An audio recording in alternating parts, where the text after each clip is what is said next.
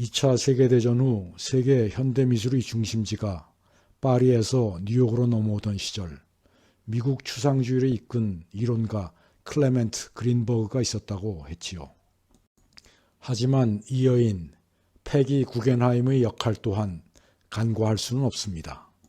뉴욕에 수많은 미술관과 갤러리들이 있지만 뉴욕의 3대 미술관을 꼽으라면 보통 모마라고 부르는 뮤지엄 오브 모던 아트, 메트로폴리탄 미술관, 그리고 구겐하임 미술관을 꼽는데요. 패기 구겐하임은 이 구겐하임 미술관의 구겐하임 가문입니다. 구겐하임 미술관의 정식 명칭은 솔로몬 로버트 구겐하임 뮤지엄입니다. 솔로몬 구겐하임은 패기의 아버지의 형, 즉 패기와는 숙부 조카의 관계입니다. 패기 구겐하임의 아버지 벤자민 구겐하임은 패기가 14살이던 1912년 세상을 떠났습니다. 애인과 함께 타이타닉을 타고 대서양을 건너던 중이었죠. 그래서 패기 구겐하임의 상속금은 다른 사촌들에 비해 작았습니다. 물론 일반인에 비해서는 어마어마한 부자였지만요. 삼촌인 솔로몬 구겐하임과의 관계도 별로였다고 하네요. 삼촌의 뉴욕 구겐하임 박물관 건물에 대해서는 이렇게 빈정댔습니다. 그러고 보니 당대 최고의 건축가 프랭크 로이드 라이트가 설계한 미술관은 쇼핑몰의 주차 건물처럼 보이긴 합니다. 패기 구겐하임은 미술관 건설을 포함해 삼촌 솔로몬 구겐하임의 컬렉션을 마쿠에서 지휘했던 삼촌의 애인이기도 한 르바이 남작 부인과 사이가 매우 안 좋았거든요. 패기 구겐하임은 22살이던 1920년 파리로 떠납니다. 이 일이 패기의 인생을 바꾸어 놓았습니다. 그녀는 파리 예술계의 보헤미안적 분위기에 푹 빠졌고 미술품 컬렉션에 눈을 뜨게 되거든요. 파리에서 패기 구겐하임의 롤모델은 거트루드 스타인이었습니다. 같은 유태계 미국 여성이었지만 사실 둘은 많이 달랐습니다. 패기는 대학도 제대로 졸업하지 못했지만 거트루드 스타인은 러브스토리 여주인공이 나온 레드클리프 출신의 많은 저작을 남길 정도로 지적 수준이 높았거든요.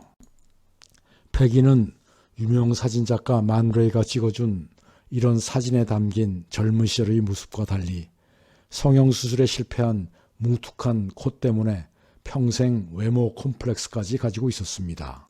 거트루드 스타인도 레즈비안으로서 성적 소수자였지만 패기 구겐하임은 스스로 평생 1000명 정도의 남자와 동침했다고 할 정도로 섹스 중독의 문제를 가지고 있었습니다.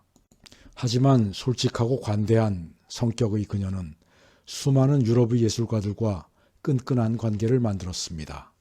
이들은 패기의 컬렉션에 조언을 아끼지 않았는데 이들 중 패기 구겐하임의 컬렉션에 가장 큰 영향을 미친 대표적인 인물을 한 사람만 꼽으라면 단연 마르셀 듀샹입니다. 계단을 걸어 내려오는 여인이나 샘이란 이름으로 변기를 출품했던 그 유명한 아방가르드 천재 말입니다.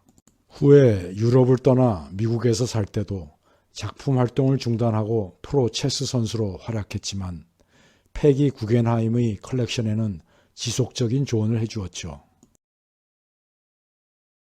1939년 유럽에서 2차 세계대전이 발발하자 1941년 패기 구겐하임은 007 작전 같은 수송작전을 벌여 유럽에서 수집한 자신의 컬렉션을 무사히 미국으로 가지고 돌아왔습니다.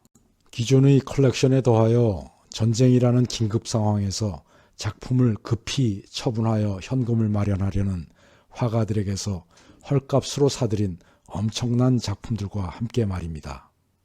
이런 걸 보면 과연 유택의 상인의 피를 물려받은 건 확실해 보입니다. 하지만 여기서 그쳤더라면 그냥 돈 많은 상속녀 컬렉터 정도로 끝났겠죠. 그녀는 미국에 도착 후 맨해튼 57번가에 금세기 미술관이란 갤러리를 열어 젊은 추상주의 화가들을 후원하기 시작했습니다. 아직 미술계 주류에서 인정받지 못하던 젊은 화가들의 그림을 사주었을 뿐 아니라 그들에게 매월 300불 정도의 후원금을 지급하였습니다. 이런 정기 후원금은 패기 구겐하임 이전에는 없었던 일이었죠. 패기 덕분에 미국의 유망한 젊은 화가들은 작품 활동에만 매달릴 수 있었습니다. 이들 중 대표적인 수혜자가 바로 잭슨 폴록이었죠.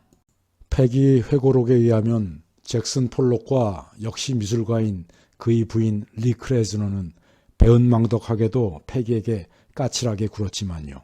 하지만 패기는 미국 현대미술의 데모와 같은 명성을 얻게 됩니다. 그게 그녀가 원하던 것이었죠.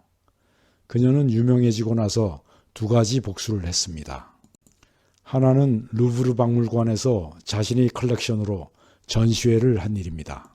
2차 세계대전 중에 자신의 컬렉션을 루브르의 비밀수장고에 맡아달라고 부탁했을 때 패기의 요청을 냉혹하게 뿌리쳤던 루브르가 거절했던 바로 그 작품들을 모셔와서 전시를 한 셈이거든요. 또 하나는 솔로몬 삼촌이 죽은 후 그의 위세를 업고 권력을 행사하던 르바이 남작 부인을 바로 잘라버린 일입니다. 그리고 자신의 컬렉션을 솔로몬 구겐하임 재단에 기부하긴 했지만 그 주차장 같다던 건물 뉴욕 구겐하임에는 걸지 않았습니다. 그 대신 자신이 사랑하는 베니스의 건물을 사서 따로 미술관을 열었죠. 그리고 베니스에서 수십 마리의 강아지들과 함께 살다가 떠났습니다. 현대미술사에 큰 발자취를 남기고요. 패기 구겐하임의 생애를 보니 웬만한 재벌댁 사모님들이 저마다 미술관을 열고 관장이란 직함을 달고 다니는 걸 꼭히 고깝게만 볼 일만은 아닌 것 같습니다. 패기 구겐하임의 생애를 잘 그린 다큐멘터리 영화로 패기 구겐하임, 아트 어딕트를 추천합니다.